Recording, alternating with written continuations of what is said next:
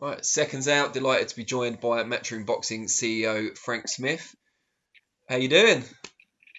Really good, mate. How about yourself? Yeah, not too bad considering the world's gone mad and we're all stuck inside for the most part, but keeping busy as I imagine you are. Yeah, you're really busy. Lots going on.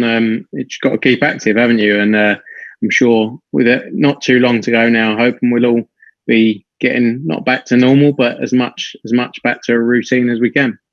What is your situation at the moment? Are you with your partner and stuff? Are you kind of at home?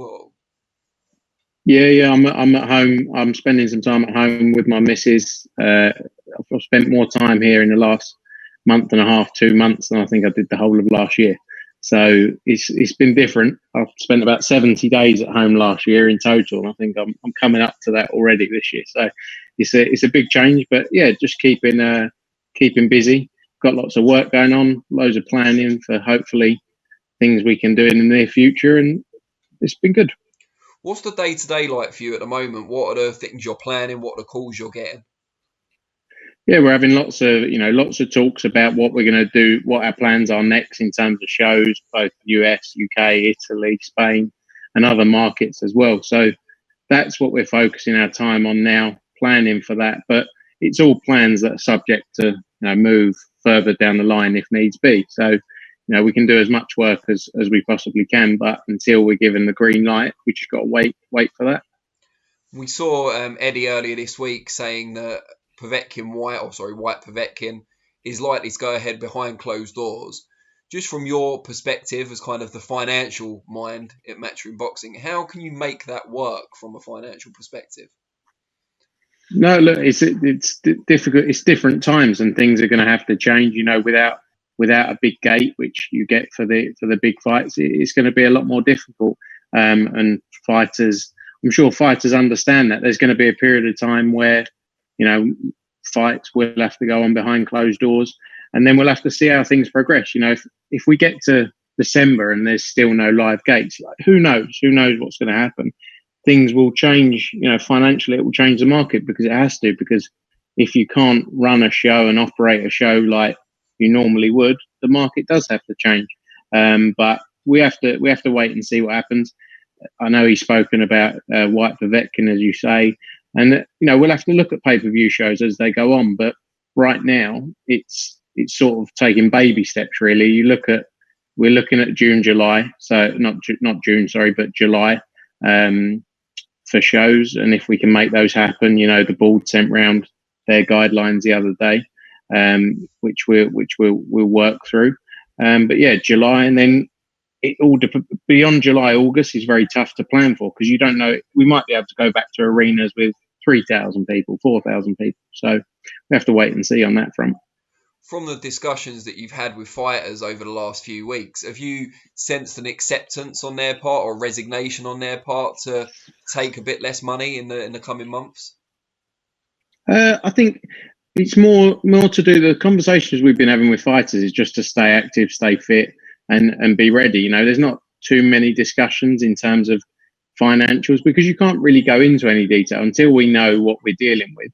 And I think fighters have been very good, as everyone has. This is something that's affected, millions of people, and they understand. Normally you'd have a fighter going, "When am I fighting? When am I fighting?" But I think everyone understands the position we're in across, all sports and in life. So I think that's a discussion for another day where when we actually can plan and look at what can be done, then we can go and put something together for fighters. Currently, there's nothing to base it on, I'd say. I mean, with the Sky Sports situation, and they've allowed their customers to put the account on pause until live sport returns, which is a great gesture on their part, and I'm sure a lot of people are grateful for it. Has there been any discussion from their part on perhaps changing pay-per-view prices to make up for some of the shortfall they've experienced? No. Look, we work, as you know, we work very closely with Sky, but there's no discussions on that front. They've got a lot of work to be done across their whole business. Boxing's one part of many sport events that they show. I think they've got Premier League, obviously the biggest, which is a big focus for their subscribers. So there's been no talk, going into detail of changing prices of pay-per-view, etc. But I can't talk on their behalf on that front. But I think there's going to be a lot learnt from this, and it's going to be interesting, and hopefully we can come out of it, strong and push forward and have a good year. Because of the shutdown and so many fighters need to get out, and also the board's guidelines that we can now only have 5 fights per show, at least for the time being, can we expect to see more shows than we used to on a kind of weekly or monthly basis?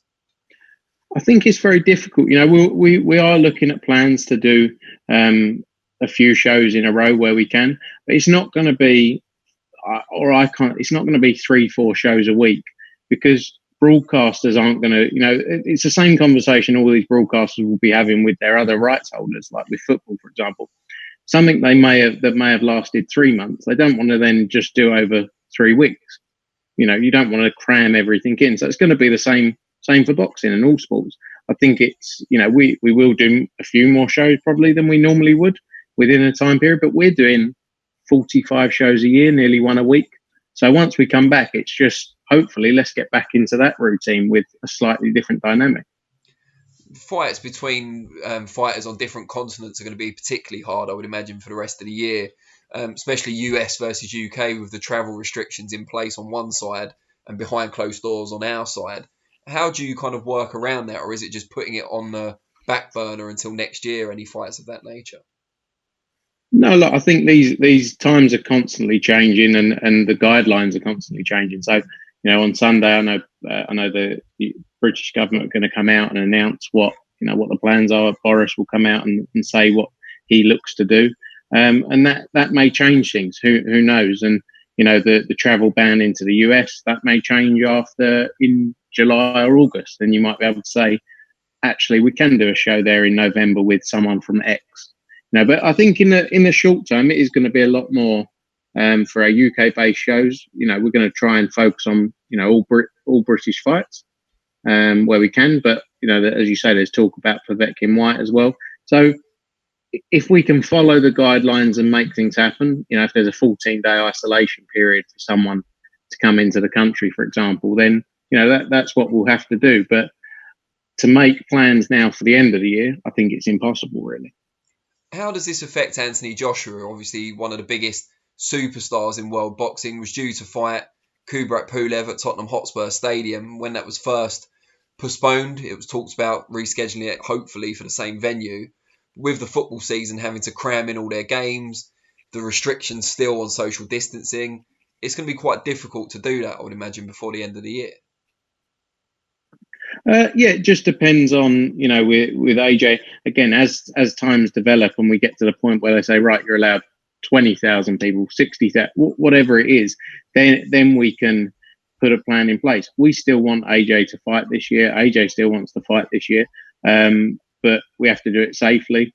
So from that perspective, I think we're just going to have to see where things fall in terms of logistically. Can we do a show in an arena? Can we do a show in a stadium? Now, the Premier League are talking about possibly playing the whole of next season behind closed doors. So there's so many unanswered questions, I feel, that it's difficult to give a concrete plan and say, this is what we're going to do right now. But, the aim is still for AJ to fight this year, of course. And can you tell us anything about supposed negotiations between AJ and Fury for that fight? Or is that completely even further on the back burner now, just in terms of getting AJ out to start with? Yeah, look, there's no negotiations for that fight. AJ's currently got the Pulev fight, and that's his next fight, the IBF mandatory. But there's no negotiations for the Fury fight currently. So obviously that's a fight everyone wants to happen. But there's also so many things in the way in terms of, you got Wilder has got his rematch shot against Tyson Fury, rightly so. So, they've got that to focus on. If there's a way of making it all happen, I'm sure it's everyone's ideal that we made Joshua Fury next. But there's a lot of things in the way and no negotiations yet. You mentioned earlier all British fights will be the focus at the moment. Would that include Billy Joe Saunders and Callum Smith potentially? Yeah, again, it goes back to the point of at what point are we allowed to go back to normal? At what point can we put a show on that is what we determine as back to normal, is with arenas open with full crowds, and that's how we are able to put on these shows. Obviously, the financial impact of not having a gate then changes the dynamic. So, again, those types of fights are fights we will look at, but it's just a case of how do we make it work. Has this current shutdown period given you a bit of time that you may not have when everything's full pelt to look at the bigger picture and where Matchroom boxing is going to go in the next few years? Yeah, look, we're always focusing on how we grow and how we carry on building. We've had a exciting 2 years going into the US, going into Spain, Italy, and our focus has always been to keep growing and developing that. So we never really take our eye off the ball of that front. Now it's just a case of how we come out of this, I think, and sort of restarting that plan and saying, right, by X of 2020, we want to launch in this territory. In 2021, here's a new market for us. And as always, we're going to keep looking to grow and build.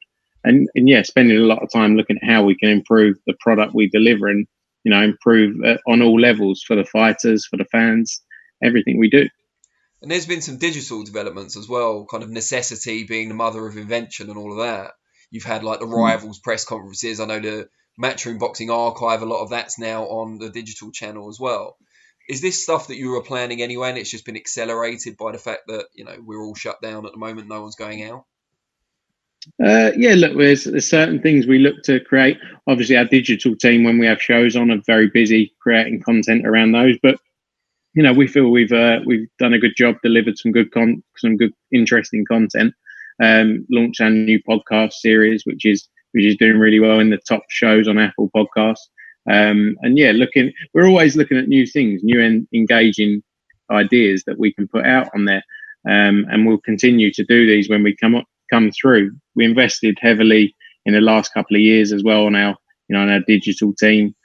Brought in a good group of people, probably got 9 people working just across our digital and social team, and they've all done a really good job and done a good job in this period as well to keep delivering, as well as launching the Matchroom Live app as well, or new Matchroom Live site, which covers a broad range of all the sports we're involved in and archive content and build up content around those events as well. So it's been good. So give us a bit of a hint. What's the next big thing? The next big thing is we just want to get back. I think our key focus now is looking at how we get back as safely as possible, and when it's right to do so. So that's what I'd say our next big thing is. But there's lots of things in the pipeline that we've been working on prior to the situation, and we'll keep pushing on into next year as well. Brilliant. Well, it's good to see you in such good spirits. I'm trying, mate. It's been nice to have a break from the flying. It's kept me a bit sane, but now I think I'm ready to get back to it. Well, hopefully it won't be too much longer. I think we're all ready to get back to it. Really appreciate your time, and stay safe, obviously, and hopefully see you at a show or a fight week sometime soon. Thanks very much, mate. Stay safe, stay indoors. Speak to you soon. Cheers, mate. Take care.